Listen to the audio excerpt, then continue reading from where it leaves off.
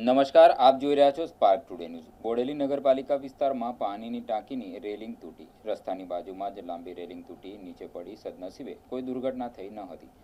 બોડેલીની સોમનાથ સોસાયટીમાં પાણીની ટાંકી જર્જરિત થઈ છે। 30 થી 35 વર્ષ જૂની પાણીની ટાંકી દુર્ઘટના સર્જાવાનો ભય સેવાઈ રહ્યો છે। પાણીની ટાંકીના પિલ્લરો પર તિરાડો પડી છતાં કોઈ કામગીરી કરવામાં આવી નથી। જર્જરિત થઈ ગયેલ ટાંકી ઉતારી નવી બનાવવા નગરજનો માંગ કરી। સોમનાથ સોસાયટી થી બોલું છું, ભાવનાબેન ફેશન ટચ બોડેલી।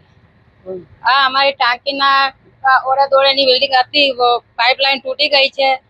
સાંજે તૂટી ગઈ, એક દિવસ વચ્ચે તૂટી હતી। વરસાદ વાવાઝોડું આવે છે તો નુકસાન થાય છે, વારા ઘડીએ પડે છે, લોકો ગાડીઓ બાડીઓ મૂકે છે। અમારે ઘર આગળ છોકરા બધા રમે છે, એવું બધું નુકસાન છે। કેટલી પુરાની ટાંકી છે, કેટલા વર્ષોની ટાંકી છે, નહીં રિપેરિંગ, નહીં પાણી કેટલું ઢોરાય છે, કરે છે।